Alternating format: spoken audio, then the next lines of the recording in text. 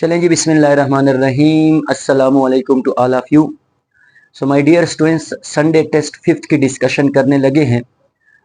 इसमें दो चैप्टर थे आपके पास, एक थर्मोकेमिस्ट्री था और एक इलेक्ट्रोकेमिस्ट्री था। सो थर्मो एंड इलेक्ट्रोकेमिस्ट्री से जितने भी एमसीक्यूज गिवन थे, इन एमसीक्यूज को डिस्कस करते हैं। फर्स्ट एमसीक्यू जो आपको गिवन था, आपको एक रिएक्शन गिवन है। एमसीक्यू नंबर आपके पास 82 है। 82 नंबर एमसीक्यू में आपको एक रिएक्शन गिवन है एंड दैट रिएक्शन इज के N2 प्लस आपके पास 3H2 ये कन्वर्ट हो रहा है किस चीज में, that is converted into 2NH3। आपसे पूछा गया है कि for given reaction the relationship between delta H यानी that is enthalpy and delta E internal energy is, तो क्या होगा। आप सबको पता है according to first law of thermodynamics जो डेल्टा H होता है दैट इज इक्वल टू आप लोग के पास डेल्टा E प्लस आपके पास P डेल्टा V। अब according to ideal gas equation आप क्या पढ़ते हैं कि PV is equal to nRT। अगर हम इस V को डेल V कर लें तो डेल N यहाँ पे जो नंबर ऑफ मोल है वो भी क्या हो जाएगा, दैट इज डेल N हो जाएगा। So in term of ideal gas equation, the first law of thermodynamics, this will become equal to what? Del E that is del H that is equal to del E plus आप लोग के पास P del V की जगह आप क्या लिख सकते हैं, del nRT जो है वो लिख सकते हैं। अब del N को आप कैसे फाइंड करोगे, del N बराबर होता है the number of mole of product. तो यहाँ पे प्रोडक्ट के मोल्स 2 हैं और रिएक्टेंट के जो मोल्स है दैट इज 4 है, 3 + 1 4, so that is equal to -2। तो इन दिस केस आप क्या कहोगे कि delta H that is equal to delta E minus 2RT। तो इससे जो आप लोग के पास अब डेल E को अगर आप फाइंड करो, so del E that is equal to, इसको इस साइड पे लेकर आओ, so del H plus 2RT। इसका मतलब कि आप डेल H में 2RT को ऐड कर रहे हैं तब ये बराबर हो रहा है डेल E के। इसका मतलब del E is greater than आपके पास डेल H। तो यहाँ पे आप लोग के पास जो करेक्ट ऑप्शन है 82 नंबर एमसीक्यू में, that is the beta option is the correct option. अच्छा, 83 number MCQ, highest heat is used in which of the following process, किस प्रोसेस में हाईएस्ट हीट यूज होगी। सो 83 नंबर एमसीक्यू में जो correct option आप लोग के पास आता है दैट इज आपके पास चार्ली ऑप्शन आता है, that is the heat of sublimation. देखो सब्लिमेशन में आप क्या करते हैं, sublimation in sublimation the solid is directly converted into आप लोग के पास gas। very strong intermolecular attractive forces are converted into very weak intermolecular attractive forces। so इसके लिए enthalpy यानी heat जो है वो क्या होगी, ज्यादा required होगी। in which statement is correct for an isolated system। तो 84 नंबर MCQs में अगर आप देखें इसमें जो करेक्ट ऑप्शन है ये डेल्टा ऑप्शन है। आइसोलेटेड सिस्टम एक ऐसा सिस्टम जिसमें एनर्जी का एक्सचेंज भी नहीं होता और मैटर का एक्सचेंज भी नहीं होता। लेट्स सपोज आप लोग के पास एक क्लोज्ड कंटेनर है, इसके जो वॉल्स हैं इन वॉल्स को आपने क्या बनाया है, दैट इज एडियाबेटिक बनाया है। मींस इससे ना हीट बाहर जा सकती है और ना हीट अंदर आ सकती है। और दूसरा पॉइंट, ये कंटेनर क्लोज भी है तो ना तो इसके अंदर जो मैटर मौजूद है वो बाहर जा सकता है और ना इसके अंदर आ सकता है और ना हीट एक्सचेंज हो सकती है। So the correct option is no exchange of matter and energy. तो डेल्टा ऑप्शन यहाँ पे आप लोग के पास करेक्ट है। 85 number MCQ, in which of the following process the work is done on the system. तो 85 नंबर एमसीक्यू में अल्फा ऑप्शन जो है वो करेक्ट है and that is the compression of a gas. अगर आपके पास एक सिलेंडर है और इस सिलेंडर का पिस्टन जो है वो मूवेबल है तो इस पे अगर आप प्रेशर लगाओगे तो पिस्टन नीचे आएगा। इन this case the work is done on the system, alpha option is correct.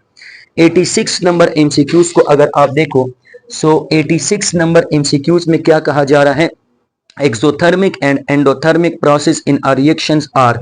तो अल्फा ऑप्शन आप लोग के पास करेक्ट है। बॉन्ड ब्रेकिंग एंड एक्सोथर्मिक में बॉन्ड ब्रेकिंग आप लोग के पास gets energy from outside and bond making evolve energy। तो एंडोथर्मिक में एनर्जी एब्जॉर्ब होती है और एक्सोथर्मिक में एनर्जी रिलीज होती है। सो यहाँ पे अल्फा ऑप्शन जो है वो करेक्ट है। 87 नंबर एमसीक्यूज को अगर आप लोग देखें तो इस एमसीक्यू में क्या कहा जा रहा है कि विच of the following equation correctly represent the standard enthalpy of formation of methane. तो देखो enthalpy of formation, standard enthalpy of formation के लिए कंडीशन क्या है कि the element should be present in their standard state.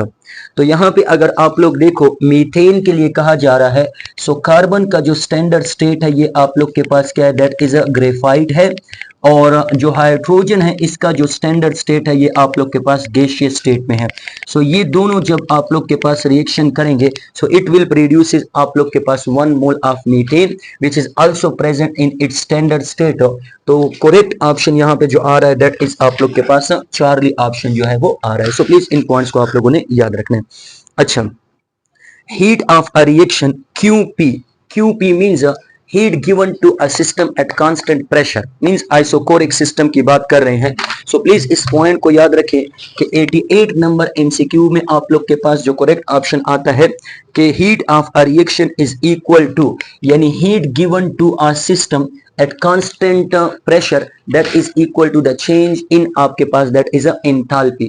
अगर आप यहाँ पे देखो तो change in enthalpy आप लोग के पास क्या आता है, यानी डेल्टा H के जो है ये क्या होता है, that is a बराबर होता है। Again this is from first law of thermodynamics, तो प्लीज इस पॉइंट को याद रखें।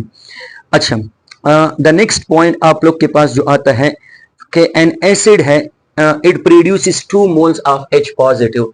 एक एसिड है जो 2 मोल्स ऑफ क्या दे रहा है, that is H positive ion दे रहा है, और एक बेस है जो 2 मोल्स ऑफ आप लोग के पास OH नेगेटिव आयन दे रहा है। तो आपसे पूछा जा रहा है कि इसके लिए एंथैल्पी ऑफ न्यूट्रलाइजेशन क्या होगी। तो आप सबको पता है कि 1 मोल ऑफ आप लोग के पास H पॉजिटिव जब रिएक्ट करता है 1 मोल ऑफ आप लोग के पास OH नेगेटिव, तो इसके लिए जो एंथैल्पी आप लोग के पास न्यूट्रलाइजेशन है -57.4 दैट इज किलोजोल पर मोल है। अब अगर आपके पास एक acid 2 mole H positive ion दे रहा है और base 2 moles of OH negative ion दे रहा है, तो इसको आप 2 से क्या कर लोगे, दैट इज मल्टीप्लाई कर लोगे। So your correct option will be आप लोग के पास क्या है, दैट इज ग्रेटर देन आप लोग के पास, दैट इज ग्रेटर देन आप लोग के पास, ग्रेटर देन आप लोग के पास -57.4। तो 89 नंबर एमसीक्यू में जो करेक्ट ऑप्शन आपका है दैट इज आप लोग के पास बीटा ऑप्शन है। अच्छा, ड्यूरिंग द 90 एमसीक्यूज को अगर हम देखें, सो 90 एमसीक्यूज में क्या कहा जा रहा है कि during the vaporisation which one of the following आकर। वेपोराइजेशन में आप क्या करते हो, the liquid is converted into gas. Liquid में आपके पास क्या होती है, दैट इज स्ट्रॉन्ग IMF होती है, स्ट्रॉन्ग इंटरमॉलिक्यूलर फोर्सेस, और गैस में आपके पास क्या होती है, weak IMF, weak intermolecular attractive forces. तो अगर आप यहाँ पे डिस्कशन करो वेपोराइजेशन में स्ट्रॉन्ग इंटरमॉलिक्यूलर फोर्स को आप वीक में कन्वर्ट कर रहे हो, तो इसके लिए हीट क्या होगी, दैट इज ग्रेटर देन 0 होगी। तो यहाँ पे जो करेक्ट ऑप्शन आप लोग के पास आता है दैट इज अल्फा ऑप्शन आता है। 91 number MCQs, according to the first law of thermodynamics, the internal energy change in a system is equal to the heat added to the system minus the work done by the system। work done by the system को आप क्या लेते हैं, that is negative लेते हैं। So first law of thermodynamics, अगर by the system है तो आप लोग के पास नेगेटिव आ जाएगा। सो 91 MCQ में आप लोग के पास अल्फा ऑप्शन जो है वो करेक्ट आएगा।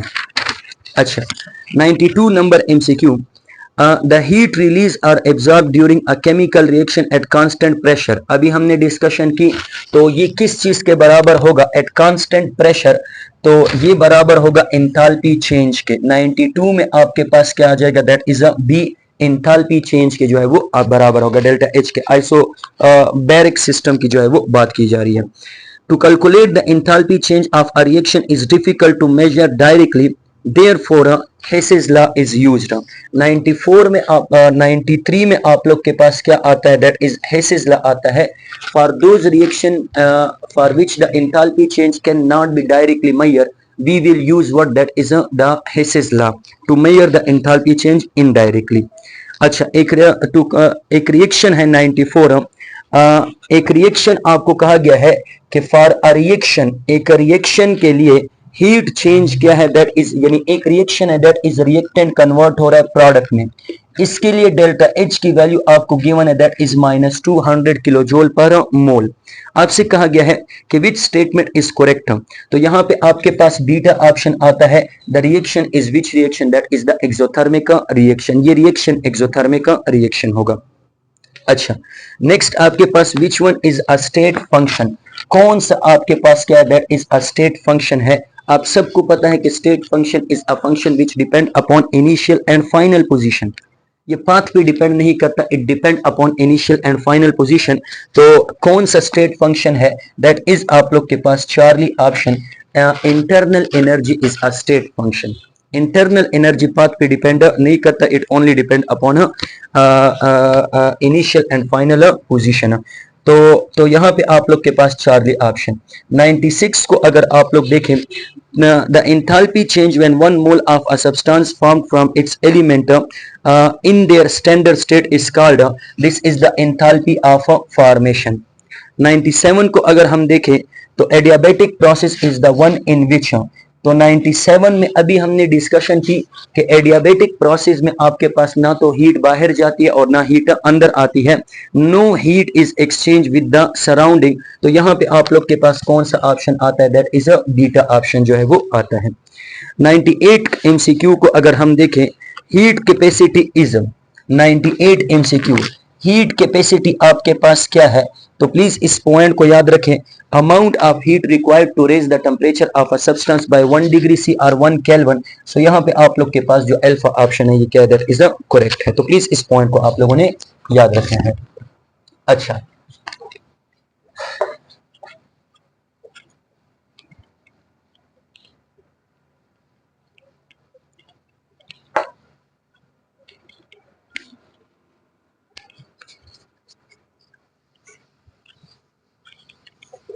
ओके अगर हम डिस्कशन करें that is a 99 number MCQ. So in equation Q that is equal to m cross c cross del t, the C represent, C किसको रिप्रेजेंट करता है, तो आपको एक इक्वेशन गिवन है और इस इक्वेशन में आपसे क्या कहा जा रहा है, दैट इज द 99 एमसीक्यू। आपको गिवन है कि Q that is equal to m cross c cross del t, तो यहाँ पे ये C किसको रिप्रेजेंट करता है, दिस C रिप्रेजेंट आप लोग के पास स्पेसिफिक हीट कैपेसिटी, ये C रिप्रेजेंट करता है किस चीज को, that is specific heat capacity को जो है वो रिप्रेजेंट करता है। तो यहाँ पे आप लोग के पास कौन सा ऑप्शन है, अच्छा हीट कैपेसिटी भी गिवन है, स्पेसिफिक हीट कैपेसिटी, तो डी ऑप्शन दैट इज आप लोग के पास बोथ ए एंड बी को जो है वो रिप्रेजेंट करता है। सो 99 नंबर एमसीक्यूज में आपके पास जो करेक्ट ऑप्शन है that is the delta option. अच्छा 100 नंबर एमसीक्यूज की अगर हम डिस्कशन करें, सो 100 नंबर एमसीक्यू में क्या कहा जा रहा है कि विच one of the following is intensive property. आप सबको पता है कि intensive property amount of substance पे डिपेंड नहीं करती। तो आप अगर आप लोग देखें, सॉरी इसमें मैं थोड़ा गलत हो गया, दैट इज आपके पास इसमें आप लोग के पास जो करेक्ट ऑप्शन है ये क्या है, that is the specific heat capacity, B option जो है वो करेक्ट है। अगले एमसीक्यूज का ऑप्शन मैंने यहां पे लगा दिया। अच्छा 100 में विच one of the following is intensive property, intensive means जो अमाउंट ऑफ सब्सटेंस पे डिपेंड ना करे, तो हीट कैपेसिटी तो अमाउंट ऑफ सब्सटेंस पे डिपेंड करती है, लेकिन specific heat capacity and molar heat capacity ये अमाउंट ऑफ सब्सटेंस पे डिपेंड नहीं करती। तो इसका मतलब कि यहाँ पे जो डेल्टा ऑप्शन है बोथ ए एंड बी का, कि molar and specific heat capacity are intensive property. अच्छा if 150 kilojoule heat of heat is required to decompose 3 moles of a compound, यानी एक कंपाउंड जिसके 3 मोल्स आपको गिवन है, 3 मोल्स, इसको डिकम्पोज करने के लिए कितनी हीट रिक्वायर्ड है, 150 किलो जूल। तो पर मोल को डिकम्पोज करने के लिए कितनी रिक्वायर्ड होगी पर मोल को, so that is the equal to what 50 kilo joule per mole. सो 101 में आपके पास जो ऑप्शन आता है दिस इज आप लोग के पास ए ऑप्शन करेक्ट है, that is the 50 kilo joule per mole, A option. अच्छा नेक्स्ट एमसीक्यूज अगर आप लोग डिस्कशन करें, The heat capacity of a substance is 4.2. How much heat is needed to raise the temperature of 100 gram of a substance by 5 degree C? तो आपको heat capacity given है, मास भी given है, 5 degree C भी given है. How much heat is required? तो आप इसमें सारी वैल्यू को पुट करें कि Q that is equal to 5 gram, 100 gram given है, heat capacity given है, specific heat capacity 4.2 and that is for how much temperature, that is 5. तो इससे जो correct option आप लोग के पास आएगा, this will become equal to 5 into 1 से 5 आ जाएगा, यानी इधर से आपके पास 5000 और इसको 5 को जब आप 4 से मल्टीप्लाई करोगे तो 20 आ जाएगा और 2 भी है मजीद. सो दिस विल बी आप लोग के पास दैट इज 21,000 जो है वो आपके पास आ जाएगा, सॉरी 22,100 जो है आपके पास आ जाएगा. Next, which one of the following is incorrect about oxidation?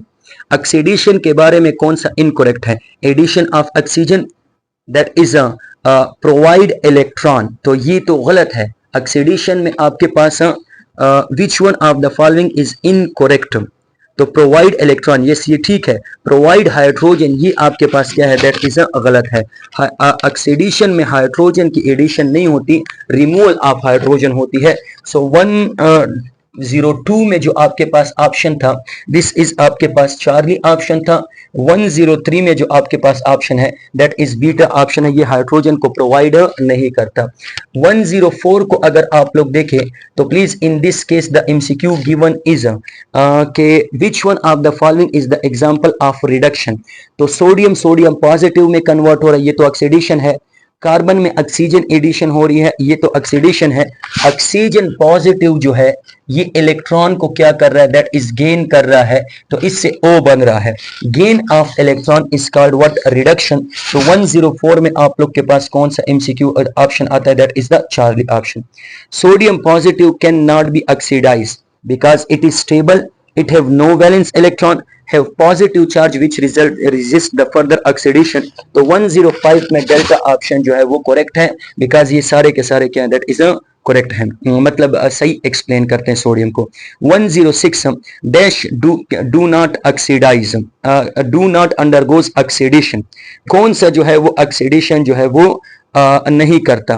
तो जितना पॉजिटिव चार्ज एक स्पीशी पे ज्यादा होती है उतना उसका न्यूक्लियर चार्ज ज्यादा होता है, और जितना उसका न्यूक्लियर चार्ज ज्यादा होता है उतना ऑक्सीडेशन उसके लिए क्या होती है? दैट इज मुश्किल होती है. सो प्लीज इस पॉइंट को आप लोग याद रखें कि यहाँ पे चार्ली ऑप्शन करेक्ट है कि A+2 जो है इसका पॉजिटिव चार्ज ज्यादा है, तो इसकी फर्दर ऑक्सीडेशन करना बहुत मुश्किल है. अच्छा, नेक्स्ट आपको एक रिएक्शन गिवन है कि 2H2 प्लस आप लोग के पास O2, this is converted into 2H2O.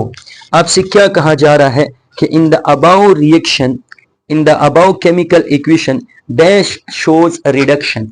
तो अगर आप लोग इस रिएक्शन को देखें माय फ्यूचर डॉक्टर्स, तो ये 0 है और ये भी 0 है, ये आप लोग के पास +2 है और ये -2 है. तो ऑक्सीजन 0 से -2 की तरफ जा रहा है. इट मींस ऑक्सीजन की ऑक्सीडेशन स्टेट क्या हो रही है? दैट इज डिक्रीज हो रही है. सो इट मींस कि oxygen shows what? That is a reduction. तो यहाँ पे आप लोग के पास कौन सा एमसीक्यूज है? दैट इज 107 अच्छा, इसको 109 को मैंने डिस्कस कर लिया है. 109 को अगर आप लोग देखें, सो 109 में आपके पास बीटा ऑप्शन आ जाता है. 107 को जरा देखते हैं एंड 108 को देखते हैं. 107 a species that can easily be oxidise. कौन सी स्पीशी आपके पास इजीली ऑक्सीडाइज हो सकती है? तो ए ऑप्शन आपको गिवन है, एल्यूमिनियम +2, दूसरा एल्यूमिनियम, तीसरा एल्यूमिनियम +3 एल्यूमिनियम. अभी मैंने कहा कि जितना पॉजिटिव चार्ज ज्यादा होगा रिमूवल ऑफ इलेक्ट्रॉन क्या होगी? दैट इज मुश्किल. ऑक्सीडेशन क्या होगा? दैट इज मुश्किल होगा. सो यहाँ पे जो आप लोग के पास 107 में ऑप्शन आता है that is aluminium can be easily oxidise. So beta option जो है आपके पास करेक्ट है. 108 को देखें, dash has the ability to oxidise as well as a reduce. अच्छा, यहाँ पे अब आपने एक पॉइंट याद रखना है, कुछ स्पीशी होती है जो सिर्फ ऑक्सीडेशन शो करती हैं और कुछ होती हैं जो सिर्फ रिडक्शन शो करती हैं. बाज ऐसी स्पीशी होती हैं जो ऑक्सीडेशन और रिडक्शन दोनों शो करती हैं. तो इन स्पीशी को आप किस चीज का नाम देते हैं? They are called amphoteric. इनको आप एम्फोटेरिक का जो है वो नाम देते हैं। अब कौन सी स्पीशी बोथ ऑक्सीडाइजिंग और रिड्यूसिंग एजेंट का काम करेगी? तो जब एक एलिमेंट अपने हाईएस्ट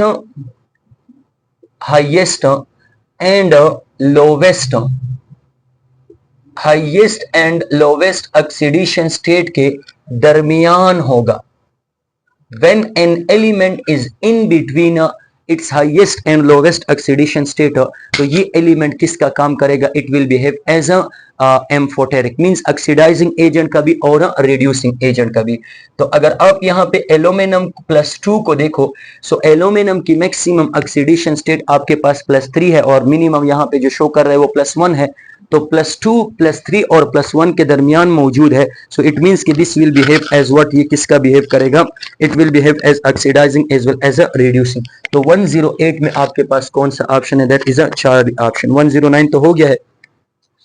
1010 को जरा देखते हैं। 110 को, सॉरी 1010 नहीं, 110 को जरा देखते हैं। The primary reference electrode is a, कौन सा इलेक्ट्रोड प्राइमरी इलेक्ट्रोड है? So alpha option, that is the SHE. Primary reference electrode कौन है? That is a SHE, standard hydrogen electrode. Next MCQ 111, that is 111 MCQ. इसमें कहा गया है कि the primary reference electrode is SHE act as, SHE जो है वो एक्ट करता है बोथ एनोड की तरह भी और आप लोग के पास कैथोड की तरह भी। 112 एमसीक्यूज को अगर आप लोग देखें, 112 एमसीक्यू को, तो आपसे कहा जा रहा है कि the standard electrode potential of hydrogen is measure at, that is STP पे। एसटीपी पे टेम्परेचर आप लोग के पास कितना है? That is 25 degree C. So 298 यहाँ पे चार्ली ऑप्शन जो है वो आ जाएगा। ऑक्सीडेशन पोटेंशियल ऑफ हाइड्रोजन, चाहे आप ऑक्सीडेशन पोटेंशियल की बात करें या रिडक्शन पोटेंशियल की बात करें, the oxidation and reduction potential of hydrogen is आपके पास 0 volt. The property that is incorrect about cathode, कौन सी प्रॉपर्टी इनकरेक्ट है? 114 में अगर आप लोग देखें तो इसमें कौन सा ऑप्शन आता है? दैट इज अल्फा ऑप्शन आता है। That is cathode is always negative, ये ऑलवेज नेगेटिव नहीं होगा, ये डिपेंड करता है कि इलेक्ट्रोलाइटिक सेल है या गैल्वानिक सेल है। अगर इलेक्ट्रोलाइटिक सेल है तो कैथोड पे नेगेटिव चार्ज होगा और अगर गैल्वानिक सेल है तो कैथोड पे पॉजिटिव चार्ज होगा। नेक्स्ट 115 को अगर हम यहाँ पे डिस्कस करें, सो 115 में इन गैल्वानिक सेल एनोड जो है वो आपके पास, इन गैल्वानिक सेल एनोड जो है वो आप लोग के पास क्या होता है? Anode, in galvanic cell anode is आपके पास क्या होता है? पॉजिटिव, नेगेटिव होता है, नेगेटिव, और इस पे क्या होती है? दैट इज ऑक्सीडेशन होती है।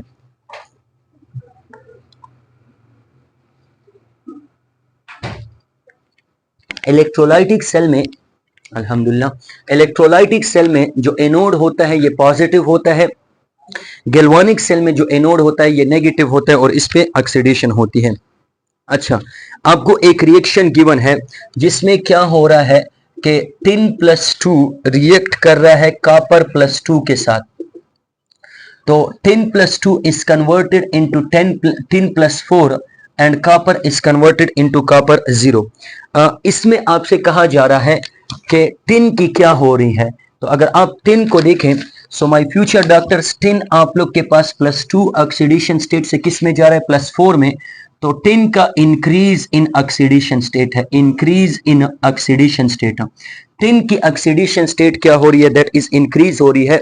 इट मींस टिन आप लोग के पास क्या हो रहा है? दैट इज ऑक्सीडाइज हो रहा है। अच्छा, नेक्स्ट आपको एक रिएक्शन गिवन है। इस रिएक्शन में आप लोग को क्या गिवन है? दैट इज 116 में आप लोग के पास क्या आता है? That is tin is get oxidise. तो अल्फा ऑप्शन जो है वो करेक्ट है। 117 को अगर हम डिस्कस करें, आपको एक रिएक्शन गिवन है। कौन सा रिएक्शन गिवन है? That is KMnO4। ये रिएक्ट कर रहा है किस चीज के साथ? HCl के साथ, and this is converted into आप लोग के पास व्हाट? KCl। ये KCl में कन्वर्ट हो रहा है, प्लस ये आप लोग के पास कन्वर्ट हो रहा है किस चीज में? MnCl2। MnCl2 और प्लस ये आप लोग के पास कन्वर्ट हो रहा है Cl2 में और प्लस आप लोग के पास H2O। The coefficient of chlorine gas is, तो क्लोरीन गैस का कोफिशिएंट क्या होगा? तो प्लीज इस पॉइंट को याद रखें कि this reaction is given from what, that is the balancing of a redox reaction, जिसको हम ऑलरेडी बहुत अच्छे तरीके से डिस्कस कर चुके हैं। आपने उन स्पीशी को मेंशन करना है जिनकी ऑक्सीडेशन और क्या हो रही है, दैट इज अ रिडक्शन हो रही है। तो अगर आप देखो मैंगनीज +5 ऑक्सीडेशन स्टेट से जा रहा है दैट इज +2 में, तो मैंगनीज 3 इलेक्ट्रॉन क्या कर रहा है, दैट इज गेन कर रहा है। और क्लोरीन -1 ऑक्सीडेशन स्टेट से जा रहा है 0 में, तो क्लोरीन 1 इलेक्ट्रॉन को क्या कर रहा है, लूज कर रहा है। मैंगनीज 3 इलेक्ट्रॉन गेन कर रहा है और ये 1 इलेक्ट्रॉन लूज कर रहा है। तो इसको हम कैसे बैलेंस करें? अगर हम क्या करें, दैट इज इसके साथ 3 को मल्टीप्लाई करें और इसके साथ हम किसको मल्टीप्लाई करें, दैट इज कोफिशिएंट आप लोग के पास यहाँ पे क्या है, दैट इज 5 है। तो अगर यहाँ पे हम इसको जरा सोल्यूशन में देखें तो 117 MCQ में आप लोग के पास जो कोफिशिएंट ऑफ क्लोरीन आ रहा है, यस, आप 2KMnO4 जब यहाँ पे लेंगे तो यहाँ पे भी आप लोग के पास 2MnO4 आ जाएगा और आप टोटल HCl यहाँ पे कितने लेंगे, दैट इज 5 HCl जो है। तो कोफिशिएंट ऑफ क्लोरीन आप लोग के पास यहाँ पे भी क्या आ जाएगा, दैट इज 5 आ जाएगा। अच्छा, नेक्स्ट रिएक्शन आपको गिवन है कि आपके पास आयरन जो है, आयरन आप लोग के पास रिएक्शन कर रहा है B2O3 के साथ और ये कन्वर्ट हो रहा है Fe2O3 में प्लस आप लोग के पास VO में। तो आपसे कहा जा रहा है कि बैलेंस द गिवन रिएक्शन। तो इस रिएक्शन को आपने क्या करना है, बैलेंस करना है। तो सिंपली आप लोगों ने इस साइड पे जरा देखे, 2 आयरन है, इस साइड पे 1 आयरन है, तो यहाँ पे आप क्या लिखोगे, दैट इज 2 लिखोगे। इस साइड पे 2 वेनाडियम है, इस साइड पे 1 है, तो आप इसके साथ भी क्या लिखोगे, दैट इज 2 लिखोगे। अब टोटल इस साइड पे कितने ऑक्सीजन हो गए, दैट इज 3 ऑक्सीजन है। इस साइड पे 3 ऑक्सीजन एंड 2 ऑक्सीजन, 5 ऑक्सीजन है। तो इसको बैलेंस करने के लिए आप क्या करोगे, that is 3 oxygen, that is आपके पास हम 3 आयरन, यहाँ पे 2 हो गए, यहाँ पे भी 2 आयरन है। वेनाडियम को अगर आप देखें यहाँ पे 2 हैं, तो यहाँ पे भी क्या है, दैट इज 2 है। अब अगर आप अच्छा, ये आपके पास 2B हो जाएगा। तो यहाँ पे ऑक्सीजन आप लोग के पास क्या है, दैट इज यहाँ पे आई थिंक सो जो करेक्ट ऑप्शन आता है, दैट इज आपके पास डेल्टा ऑप्शन जो है वो आता है, लेकिन इसको जो है मैं जरा चेक कर लूंगा।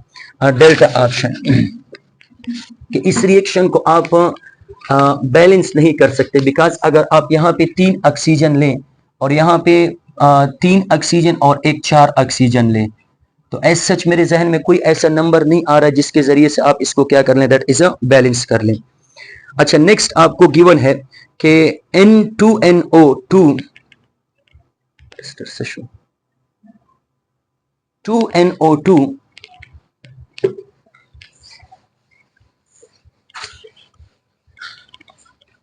अच्छा 2NO2 आपको एक रिएक्शन गिवन है कि 2NO2 प्लस आप लोग के पास H2O, ये दोनों आपस में रिएक्शन कर रहे हैं, कन्वर्ट हो रहा है किस चीज में, HNO3 में प्लस NO2 में। In the above reaction the NO2 is, तो ऑक्सीडाइज भी हो रहा है एंड रिड्यूस भी हो रहा है। इधर +4 ऑक्सीडेशन स्टेट है, इधर आप लोग के पास +5 है और इधर आप लोग के पास क्या है, दैट इज +3 है। तो इस रिएक्शन में ये ऑक्सीडाइज भी हो रहा है और रिड्यूस भी हो रहा है। सो 119 में आप लोग के पास जो करेक्ट ऑप्शन आपके पास आता है, that is the Charlie option आता है। Sulphur belong to group 6 element, oxidation state of sulphur in S8 form. तो सल्फर नेचर में किस फॉर्म में एग्जिस्ट करता है, S8 में। और हम सबको पता है कि जब एलिमेंट अपने फ्री स्टेट में होगा तो इसकी ऑक्सीडेशन स्टेट क्या होगी, दैट इज 0 होगी। तो 120 में आपके पास डेल्टा ऑप्शन। नेक्स्ट MCQ आप लोग को गिवन है, एक कंपाउंड गिवन है, दैट इज YBA2CU3 एंड आप लोग के पास O7 दैट इज इसमें कहा जा रहा है कि कॉपर की ऑक्सीडेशन स्टेट क्या होगी। तो इन दिस केस जो कॉपर की ऑक्सीडेशन स्टेट होगी आप स्ट्रक्चर के जरिए ड्रा करोगे, बिकॉज एक से ज्यादा कॉपर है और जब जिस एलिमेंट की ऑक्सीडेशन स्टेट आप फाइंड करते हो वो एक से ज्यादा हो, तो ये आपके पास फ्रैक्शन में आता है, तो यहाँ पे जो ऑक्सीडेशन स्टेट आपके पास आती है वो 3.5 आती है। So the correct option is Charlie option. The oxidation state of chromium in Cr2O7-2। तो प्लीज इसमें oxidation state of chromium -2 as a whole charge है, 7 ऑक्सीजन पे -14, 2 क्रोमियम पे +12, एक क्रोमियम पे क्या जाएगा +6। तो the oxidation state of chromium is +6। 123 MCQs को अगर आप लोग देखें, the electrode potential depend upon all of this. Pressure पे भी डिपेंड करता है, कोएफिशिएंट पे भी, कंसंट्रेशन पे भी डिपेंड करता है, टेम्परेचर पे भी डिपेंड करता है। The modern definition of reduction is that is the gain of electron. Reduction की जो मॉडर्न डेफिनेशन है इसमें gain of electron Charlie option जो है वो गिवन है। In ion discharge at anode by electrolysis of which ion discharge या the ion discharge at anode by electrolysis of HCl। Anode पे क्या होती है, ऑक्सीडेशन होती है, और ऑक्सीडेशन में आपके पास क्या होता है, द लॉस ऑफ इलेक्ट्रॉन। तो क्लोरीन आयन जो है यहाँ पे क्या होगा, दैट इज ऑक्सीडाइज हो जाएगा। The species that act as the oxidising as well as reducing. तो अभी मैंने आपको कहा कि अगर कोई स्पीशी अपने हाईएस्ट और लोवेस्ट ऑक्सीडेशन स्टेट के दरमियान है तो ये बिहेव करेगी as oxidising as well as a reducing. तो 126 में आप लोग के पास जो ऑप्शन आता है that is delta option HNO2। HNO2 में अगर आप नाइट्रोजन को देखो, so the oxidation state of nitrogen that is a +3, lowest oxidation state is -3 and highest oxidation state is +5। तो अगर नाइट्रोजन अपने हाईएस्ट और लोवेस्ट के दरमियान है, इट मींस यहाँ पे नाइट्रोजन किसका बिहेव कर रहा है, दैट इज एम्फोटेरिक का, means both oxidizing as well as that is a reducing agent. So यहाँ पे हमारे फर्स्ट ईयर का जो कोर्स था वो कंप्लीट हो चुका है। इंशाल्लाह अगले टेस्ट में हमारा ग्रैंड टेस्ट होगा जिसमें कंप्लीट फर्स्ट ईयर का जो कोर्स होगा वो इंक्लूड होगा। उम्मीद है कि आप लोग को बहुत सारी चीजें सीखने को मिली होगी। दुआ में याद रखें। अल्लाह हाफिज।